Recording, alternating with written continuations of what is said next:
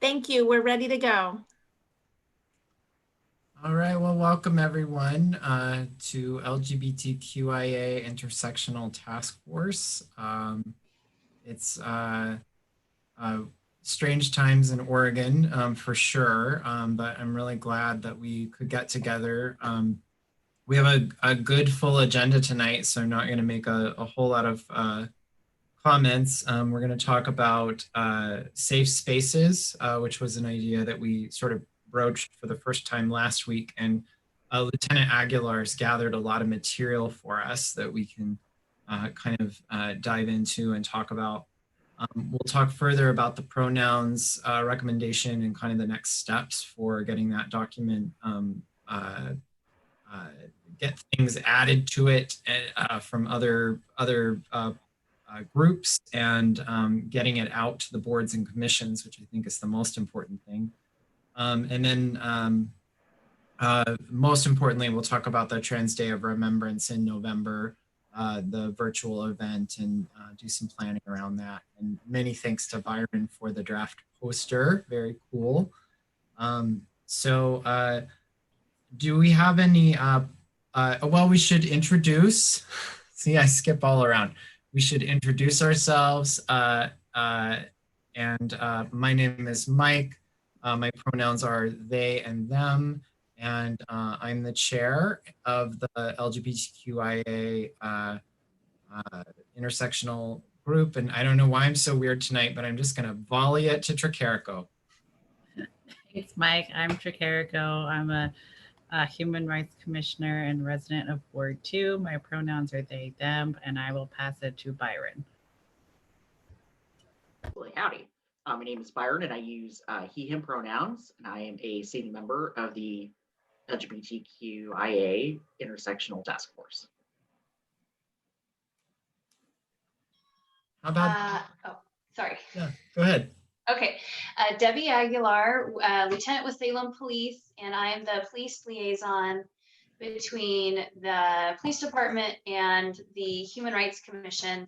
My pronouns are she, her, and I can't remember, I know I've changed my name before, but I can't remember how I do it on here, so I don't have it, but once I look up how to change it, then I'll make that change.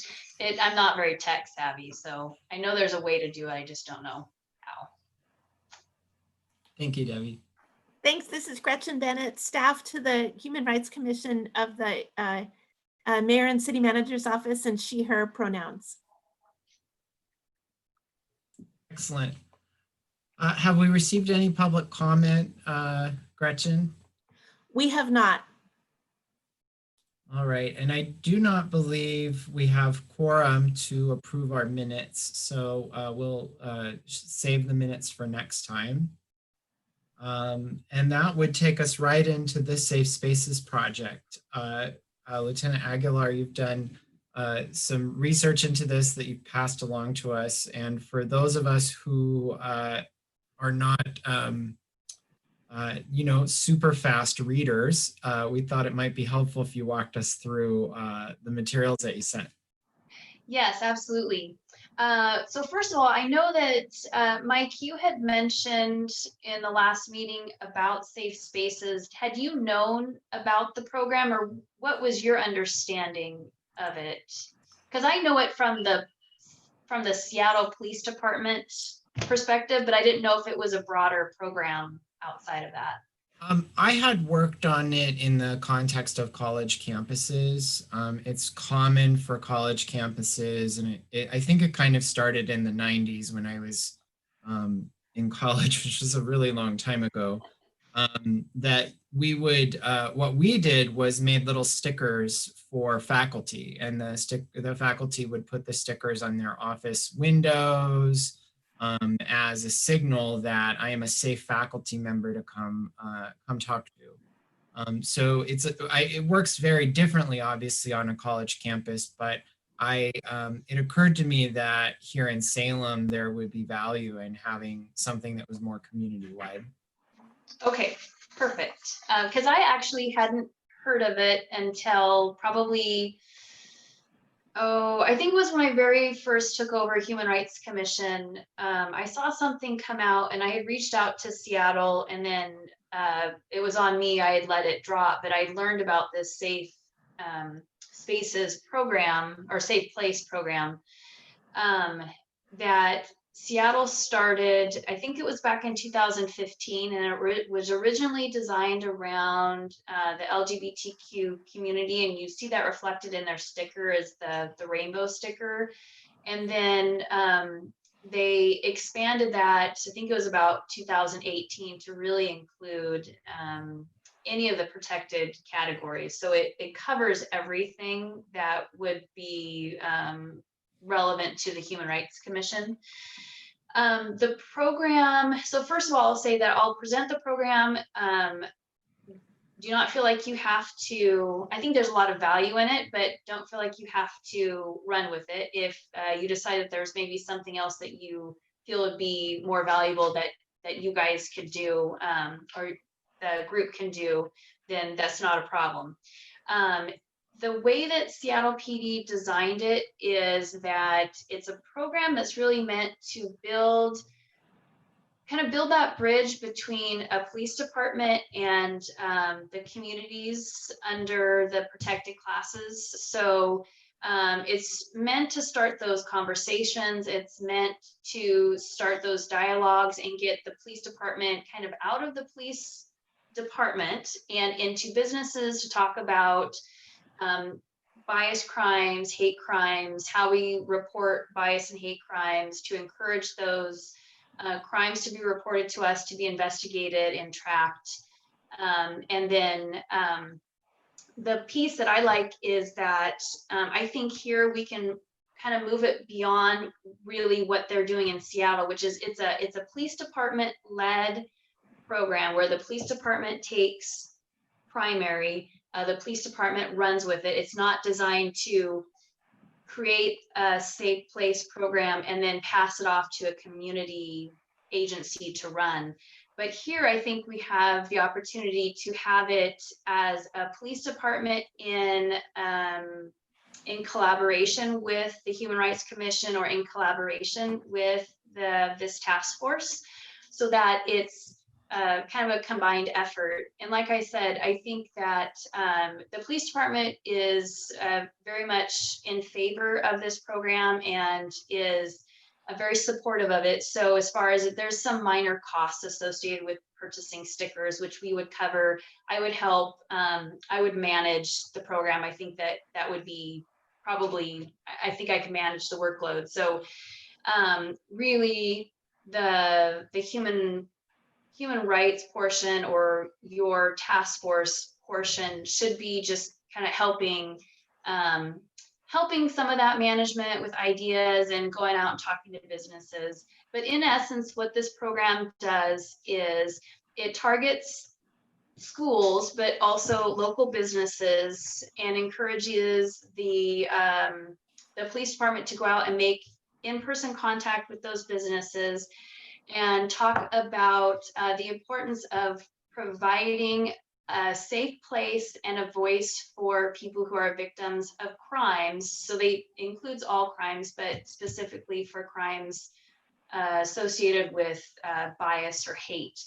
And so the business would be given a sticker and be given a piece of paper that talks about what would be expected of them, which really is, if they witness a bias or hate crime either in their business or outside their business, they agree to provide shelter and a safe place for the victim and to call the police for that victim and allow that victim to remain on scene inside the business until the police arrive. And then it also provides some education, which we already do at Salem, but we would kind of enhance that or further along. It also provides education to officers on the importance of responding to hate crimes, the importance of documenting not only hate crimes, but hate incidents, providing that kind of supportive, trauma-informed care when you're doing the interview. So it's kind of a twofold. It's supposed to help build that community collection, but also to help the police department with that reporting. And then it also has the kind of the third benefit, which is encourages the populations that are the protected classes. It encourages them to report those crimes because they know they're going to be supported by the police department. They know that their reports can be taken seriously. They know it's going to be investigated. They know that businesses within the city of Salem support them and support the fact that we're not going to tolerate that kind of behavior. So it's really kind of a pretty simple program, in that there's not a lot of moving parts to it, but at the same time, I think that it can have a lot of benefit to not only Salem, but also these folks who are potential victims for hate and bias crimes. So that's kind of it in a nutshell. The only really thing that I have, sorry, my cat's ready to walk into the camera. The only real thing that I have left to do is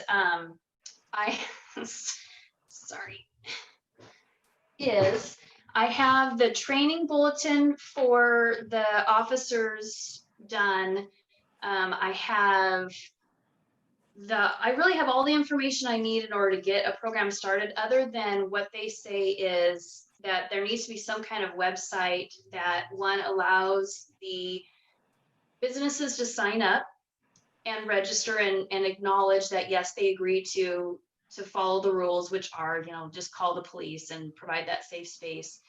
And then the website also provides information on what the program is, information on hate and bias crimes. There's a lot of really good information that we could put on the website. And so that is certainly something that I can task our, either I can help design it and give it to our IT folks to put on either our, the police department site. We can put it on the human rights site. We can probably put it on multiple, the information on multiple sites, and then link it to one place where they can do the application.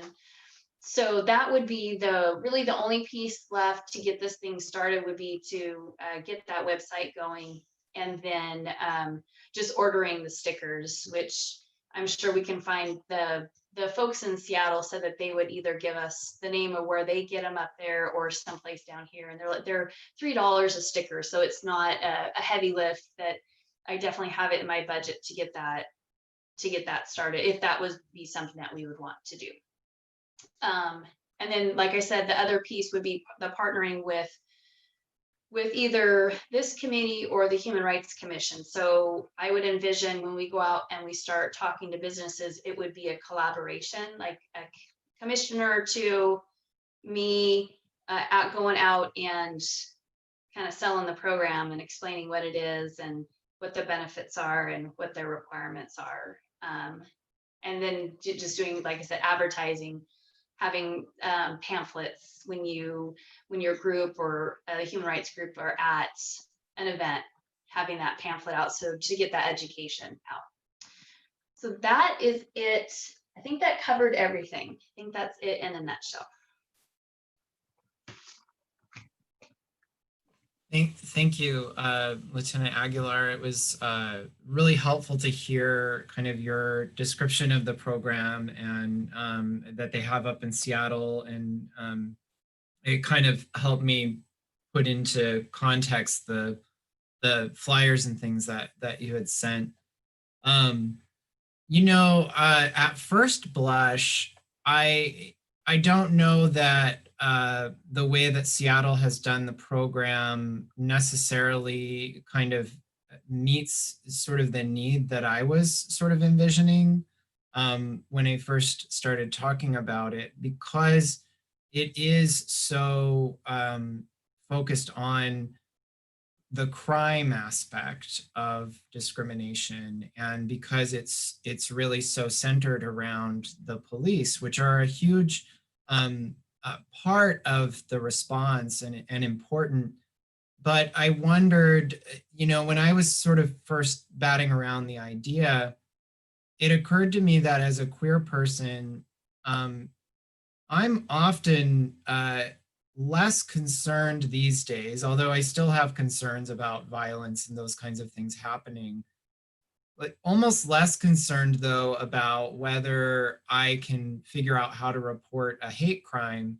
and more concerned about how I might be treated by a business and whether a business is going to be, for example, respectful of pronouns, or if I'm with my wife, in particular, how she is treated. Uh, Within that business. And so I think that the Seattle program is really an interesting police-led effort, but I wonder if something from a Human Rights Commission might be a little bit more broad in terms of asking the businesses not just to focus on calling the police and reporting a hate crime if something happens, but actually making a statement, a positive statement of welcoming to all members of the community. So from that aspect, I feel like the Seattle program, while I'm sure it works really great for them, is not maybe totally what I was originally thinking. And perhaps it's because my background is from the college sort of experience, where it was really about a welcoming feeling that we were trying to move forward, rather than just sort of knowledge about how to report a hate crime. But I would be curious what other members of the task force, how they might respond to sort of what they've seen so far from that particular program, and what a program in Salem might look like and what it might do. Yeah, I have to agree with Mike that I definitely wasn't envisioning a police-led program. I mean, the police are certainly welcome to do something similar to that if they like, or do education or whatever. But much like Mike points out, like, it's not illegal to misgender me. It's not illegal to, say racist things, unfortunately. And I think that was kind of more the things that we were wanting to prevent, is the things that can't be solved by police presence, right? I mean, I'd like to think that an officer would say something if something was really offensive in front of them. But really, I see this program as a way to empower citizens of Salem and business owners to create the environment they want, right? We don't need someone in a uniform to come in and say, hey, let's have gender neutral bathrooms. It's a value that we as Salem residents can create, and has a little bit more positive connotation than focusing on the crime aspect. Of course, I would want people to involve the police if the crime occurred. If someone's safety was really at risk, obviously that would be an important step.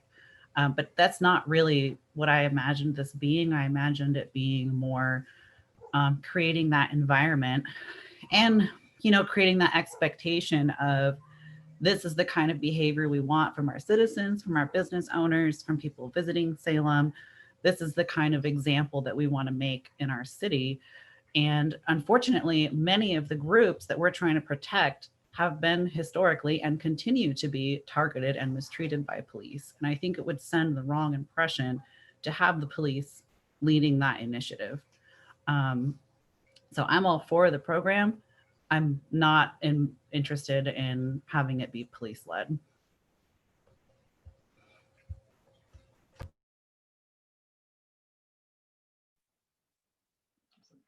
And I think in this regard, I feel, really along the lines of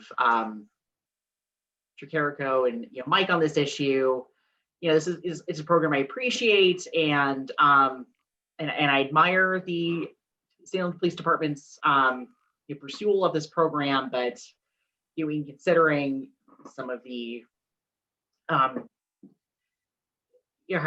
considering some of our community members, and how they may come from communities that have had a history of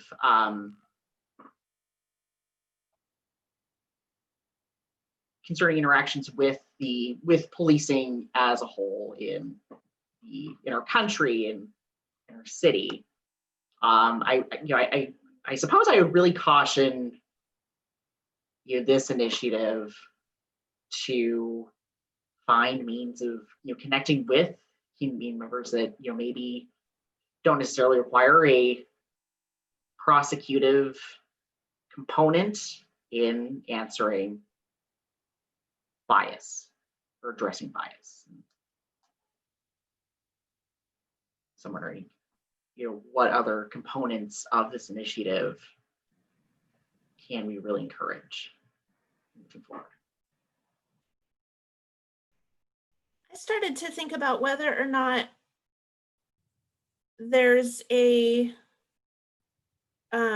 approach that reflects the way that we work today, like we're available and want to be a remedy or a resource for people who are experiencing bias. And if it's an incident, we can help. And if it's a crime, we can help. And we kind of work as a team to do that.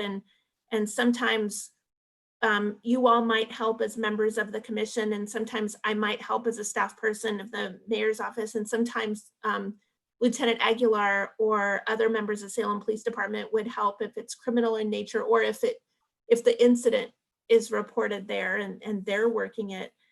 I find myself thinking that maybe it's not mutually exclusive and that it would blend in, like perhaps the ask to the business, like you said, is more comprehensive and is built out to be like, can you make a commitment to an accessible and safe space? And that looks like, maybe X with staff training, and Y with a values piece, and Z with assisting a victim of a crime, and kind of have it all in communication that came out. Like, I wonder if kind of reflecting how we all work today, kind of in partnership, if that makes some sense. Like, I don't know if it would make sense to have different initiatives leading and hitting the businesses, and it strikes me as compatible to work together. But I don't know, it's just an idea running through my mind. Yeah, I think you're on to something, Gretchen, which is that the Seattle program is sort of dazzlingly simple. It's a very simple notion to sort of move toward one action, which is if you see a hate crime, report it. And I think there's definitely value in that approach.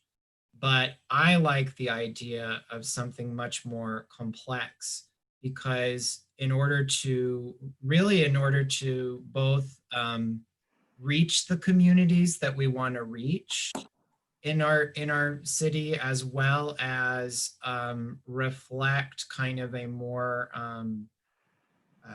as well as give the businesses an opportunity, the businesses and organizations that sign off on this, an opportunity to sort of take a little bit of a stand around where they lie as a business or organization, that it just seems like it needs to be more complex. It needs to include more elements.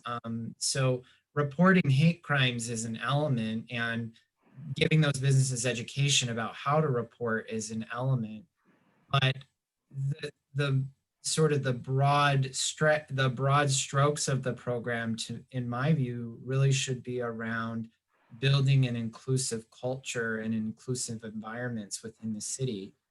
And I think that the groups that are most positioned to do that is probably the commission, because then we can look at not just the police support, but also the support that Gretchen can provide, also the support that individual commission members can provide, as well as develop maybe a little bit more of a complex ask of the businesses. And there's, I think, many businesses that would voluntarily say, yes, this is what we want. We want to take this stand. We want to say that we believe in these 5 things or 10 things or however many things there end up needing to be, because And that way they've sort of earned their sticker, as opposed to just getting their sticker because they agreed to the one thing. They can kind of earn it, which I think creates some value there for the business as well. So I really do like that Seattle has done this program, but I think we could do something even better, I guess, is my, and I'm always reaching for something better.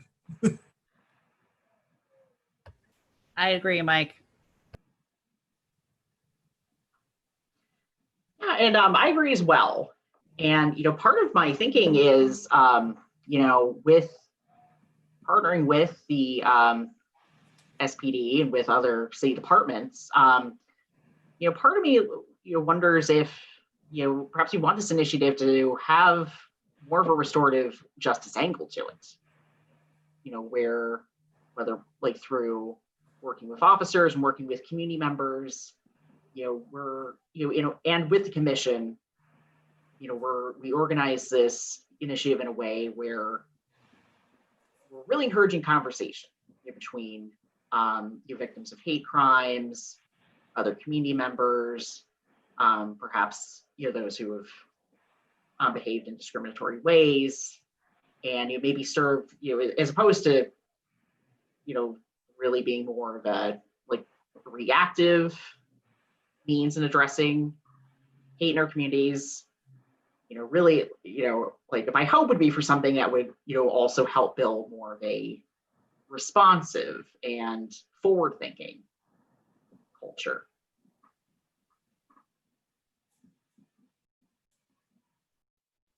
My mind is turning to implementation, and one thing I think we'd really have to think about is the how.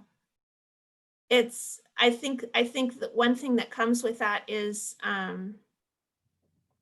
like I'm imagining all of the things like a business commits and kind of says the right things at the beginning, and then we get a report of maybe an employee does this or someone does that, and it's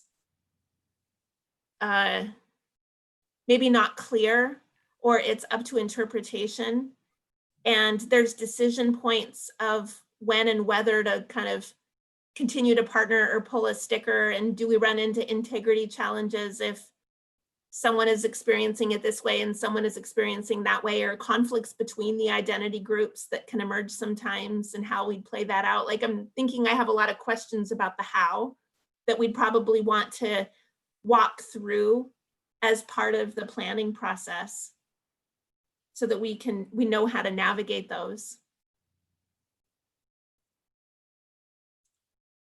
Yeah, I think what I'm hearing from Byron and Tricarico, and a little bit myself, is that it's a more complex idea, and so the implementation is more complex. It has more moving parts, and you're right.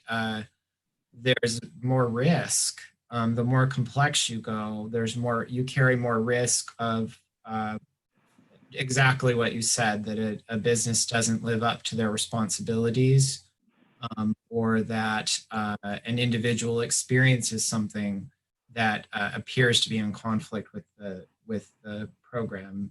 Either way, it creates a more complex set of factors to deal with, and a more complex implementation plan for sure. The flip side of when you go more complex with a program like that is that I think you get more value out of it. You can get more community buy-in, perhaps, if the program is being driven out of the Human Rights Commission, as opposed to solely the police. Not saying that the police would be not a partner, but if it's driven primarily out of Human Rights Commission, then you have a different set of voices that are feeding into that. So making it more complex makes it harder to implement, but I think it also brings more value in a sense. It would make it slower too. You wouldn't be able to order the stickers tomorrow. Sorry, Debbie. I think it would be a great opportunity to partner with our awareness task force, because I really see it just being an extension of the HRC, where we're going to these businesses, we're talking about this program, and then, you know, if there is an issue where we're worried about their compliance, they could essentially go through the same process that a person would go through in reporting to the HRC, right? Like anytime someone experiences something that, again, may technically not be illegal, but is certainly discrimination, they can come to us and go through that process. And then as we develop this program, we can decide, you know, what are the parameters around participation in the program? What do we do when we feel like those parameters have been violated?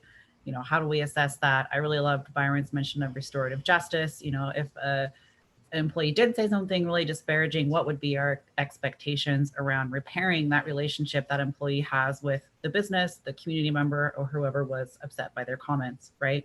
Because I'm a really big believer in like having opportunities to repair and learn. I mean, obviously, you know, if there's an incidence of violence, that's a whole different thing, and we definitely need to involve the police.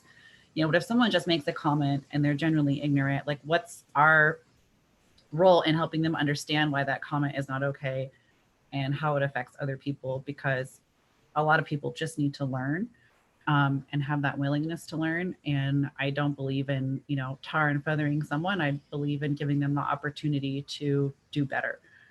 So I would like to see that fleshed out. And I think that speaks to Mike's point of having a more complicated system or complicated project gets us more out of it. Because I'm sure you've seen on Facebook groups where they post screenshots of someone saying something racist and it's like attack them and get them fired. And like maybe they deserve that. I don't know. But I see this program as more of a positive calling in, like, hey, this is what our community expects. We can do better, and we're going to make this happen.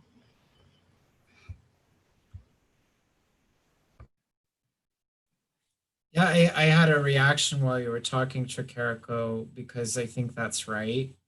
And I think especially when we think about these businesses, we don't necessarily even need or want to take a compliance look at what they're doing. We want to talk about growth. This is something that we talk about, and I apologize because I'm going to say it, workplace safety. We've talked a lot in my field of work around how do we keep people, how do we make businesses more interested in keeping workers safe.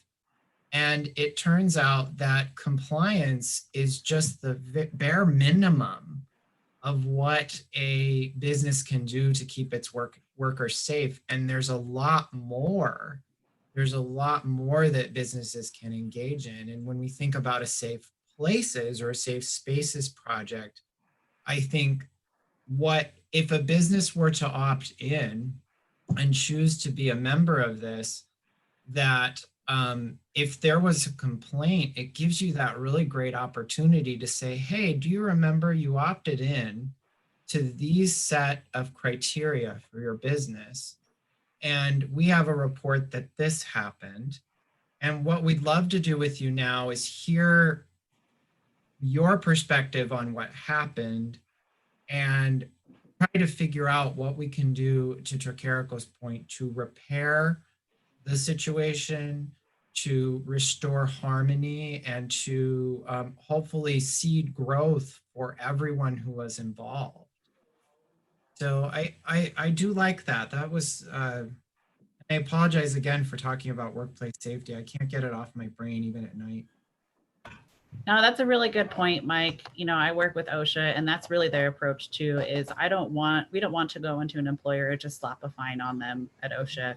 We want to work with them to get them, like you said, opting into whatever the program is versus, you know, punishing. So yeah, I think it's a great opportunity, and they know that we're a resource. So maybe they hire an employee who is trans and they don't know how to support that employee. And so they're like, who do we go to for help? And it's like, hey, HRC can help you with that, you know, or they hire someone, but they're noticing that they're having a lot of conflicts for whatever reason, and maybe they're a small business and they don't know what to do, right? Like, I feel like it's an opportunity for us to support businesses too, not just, hey, you have to follow these rules, right? Like it's because we're talking about making it more complicated, there's a lot of really great opportunity that I think this could be something really incredible.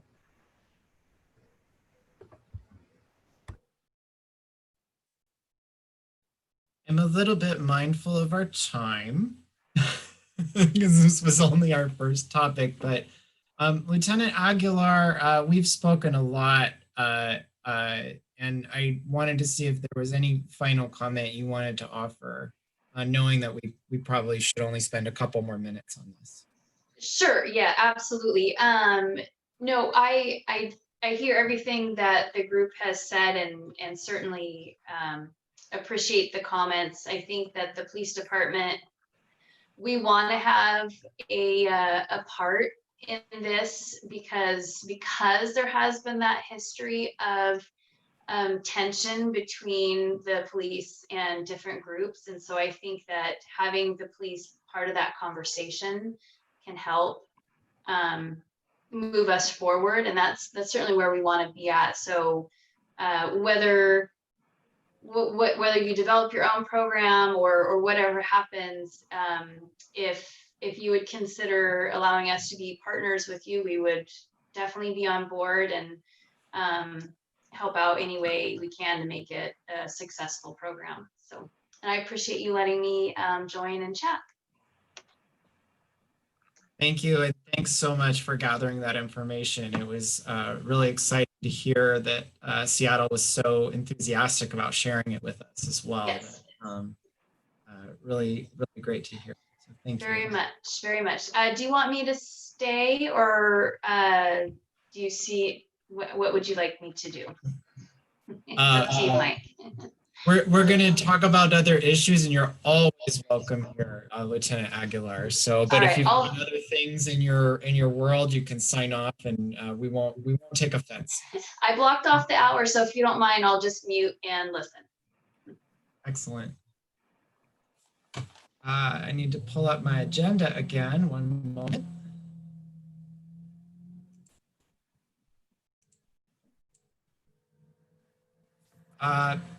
The pronouns recommendation, Tricarico, you did a wonderful write-up on it, and I reread it this afternoon. I had previously indicated I thought maybe it might be a little long, but rereading it, it wasn't long at all. So I don't know what I was thinking. I was probably just overwhelmed the first time I opened it.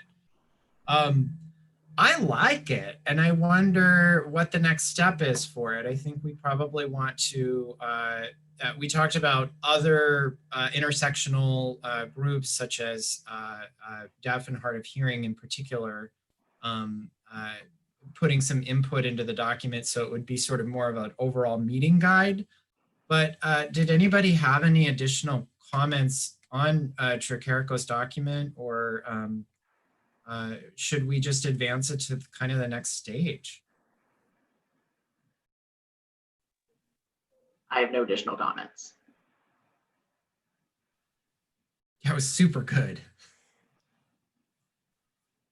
Yeah, thank you. The only thing I can think of, like you said, is adding the other components in to help make it a document that can apply, you know, if there's things that Krista from the Human Rights Commission would like to add regarding other populations, and there, you know, we could do a quick mention about paying attention if you're in person to the building's accessibility. I've heard here and there about issues with that. Maybe a note about how to access interpreters, because from time to time, committees and groups stumble on that. There's kind of different things that kind of have come up over the years that I think would be pretty easy adds, you know, and then maybe an introductory paragraph that could sort of help explain the commission's purpose around, you know, information to help communities be inclusive might be like the helpful next steps.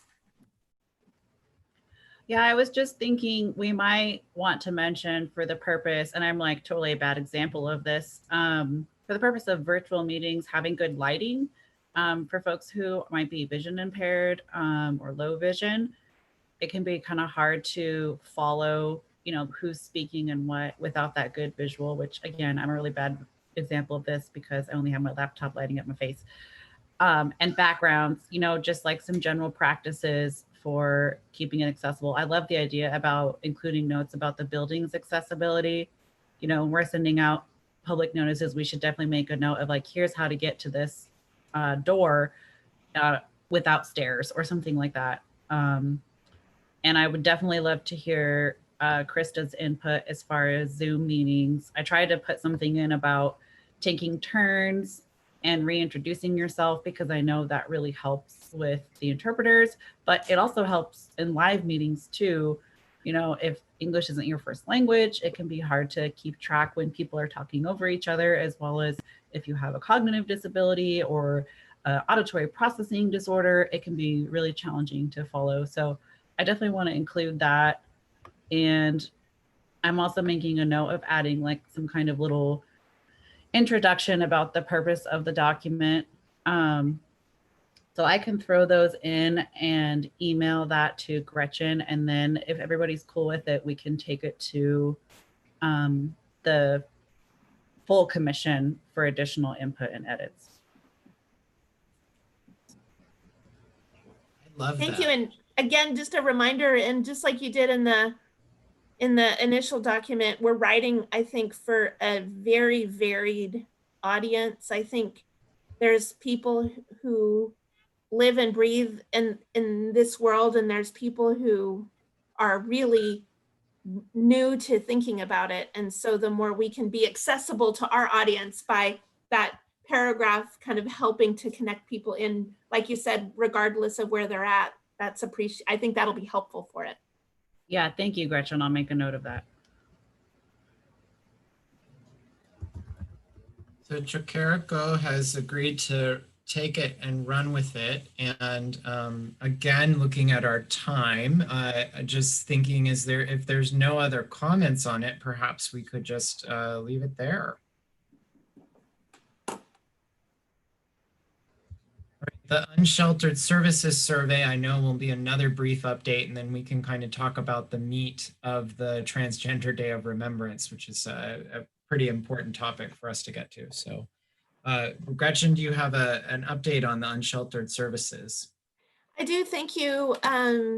Human Rights Commission Vice Chair Krista Gallagher and I both attended the recent coordinating committee of the Mid-Willamette Valley Homeless Alliance, and shared the survey and walked through the goal and the purpose of the idea.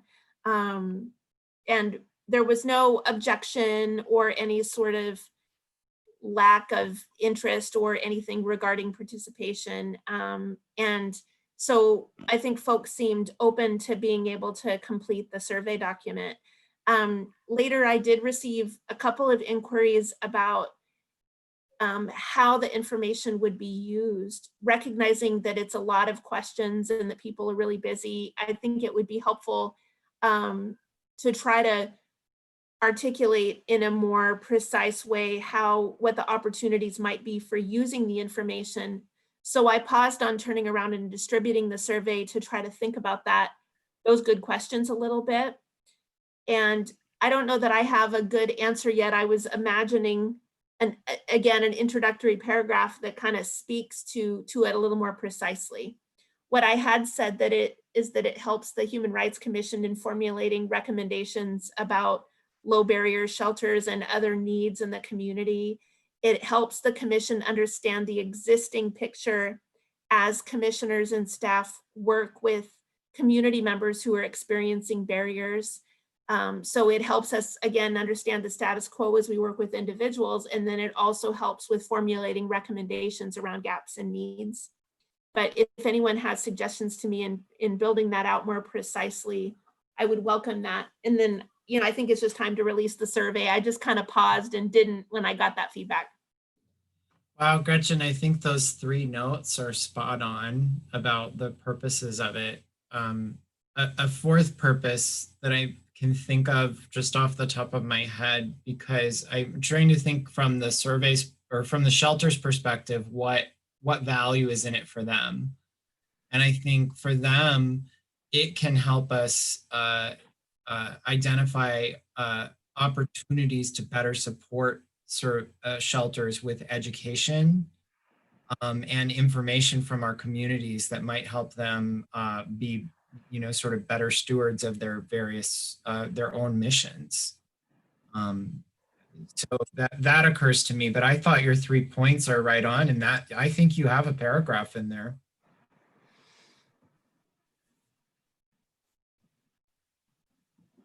Other thoughts?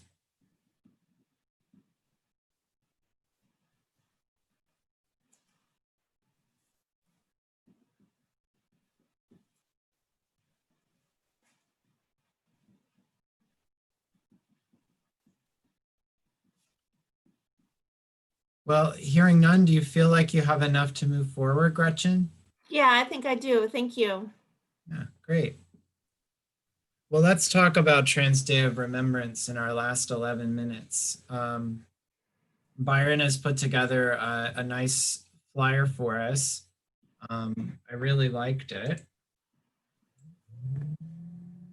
And the only thing I noticed on it was that the name of our task force has changed. So that one little update. And then is the link on there like where we would set up like a Zoom link, or how is, what was the, do you have a place where that would go? Yes, so I think Gretchen could clarify this, but that link has more information about the event and a way to sign up for the Zoom when we go live. And I wanted to touch, yes, and again, Byron, thank you. Completely appreciate your time with it. I spent some time over the last month talking with people at the city who've organized kind of larger events digitally and with our IT team, because I was wanting to clarify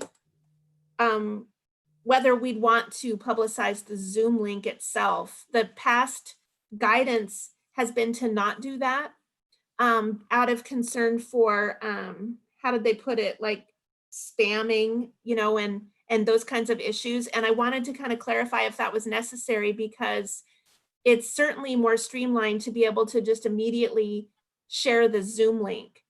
And so I learned that we can, if we can prepare some protocols, like it's advised if we could identify several people, perhaps members of this task force, who would be willing to serve as co-hosts, or I could maybe tap some coworkers, and then we would each have kind of assigned roles, you know, and then we can kind of manage the Zoom room, so to speak, if you will, if issues emerged, or like if we got, like there's bots, robot things that come in and try to, you know, do stuff. And so we'd want someone watching. If something seemed like that, we could deal with it.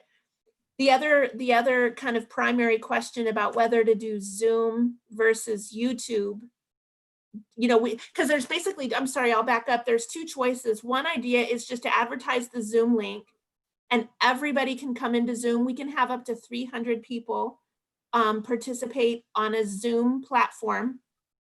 And then we would just need to do things like be ready to mute a microphone if somebody wants to filibuster their views on the political election or something, and we're trying to run the event as planned. You know, we just need to have management protocols.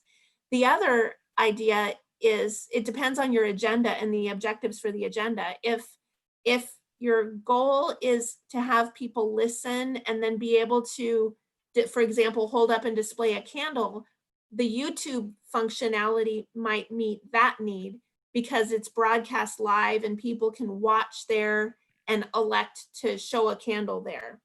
But again, going back to Zoom, Zoom obviously, as you know, creates the opportunity for people to see each other. So like if I'm gonna light a candle at a certain time, I could hold it up at my screen and you all would see that and maybe do it at the same time.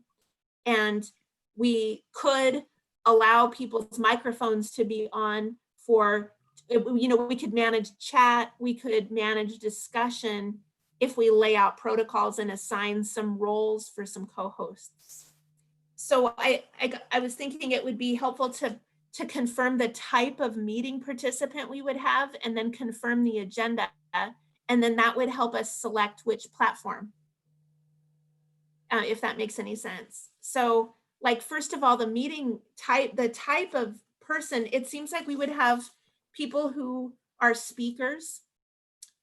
We would have people who are audience members. And then people who are in a role of kind of a co-host with an assigned responsibility. I don't know if you can think of other types of people, but I think that would basically be the type of people at the meeting. That And sounds then, great. yeah, and then we've talked about like, you know, speakers, reading of names, and some sort of closing activity. And it dawned on me tonight, we were wanting to gain additional input from our broader community about a closing activity. And I can't remember the status of where that inquiry is, but I need to figure that out because we're interested in gathering information on ideas for a closing activity.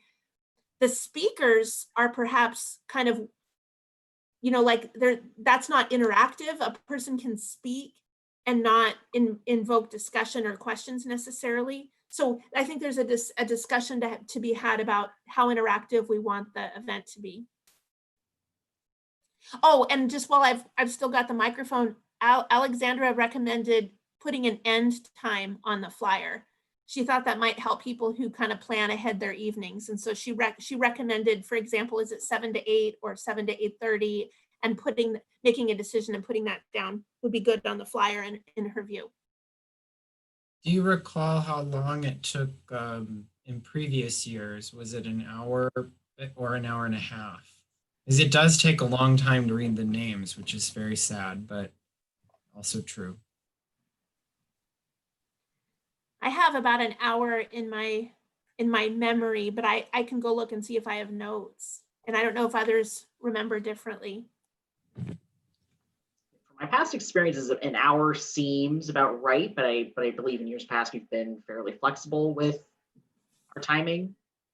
You know, for the format change, you know, I think it would be safer to assume we might be closer to that hour long slot. But curious to hear your thoughts on that.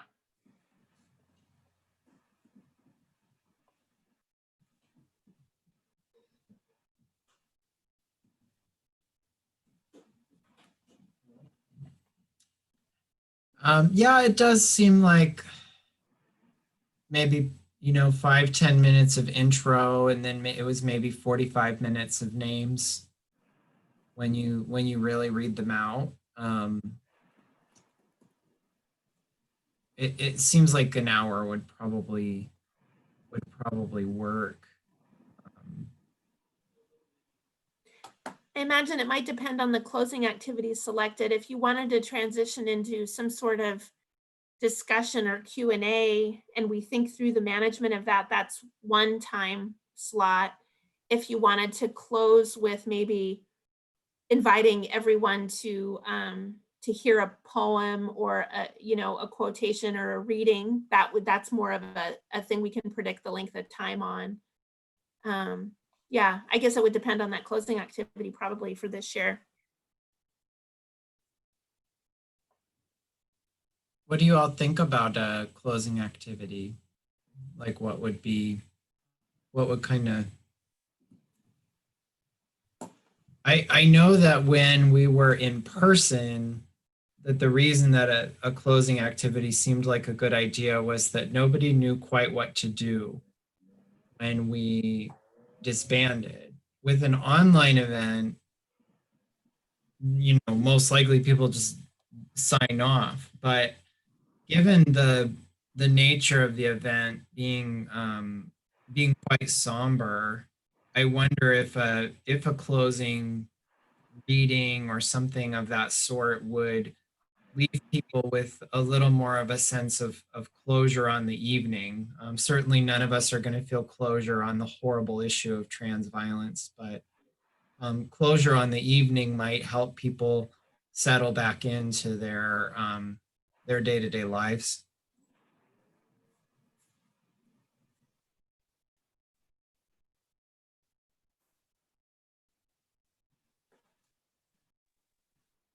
Yeah, I think that's about where like along the lines of what I'd like to see as well. You know, reading of some sort, something fairly I suppose low key might be the right term. Where you might invite a community member to share their thoughts or guest speaker of some sort. I don't know if I'd want to.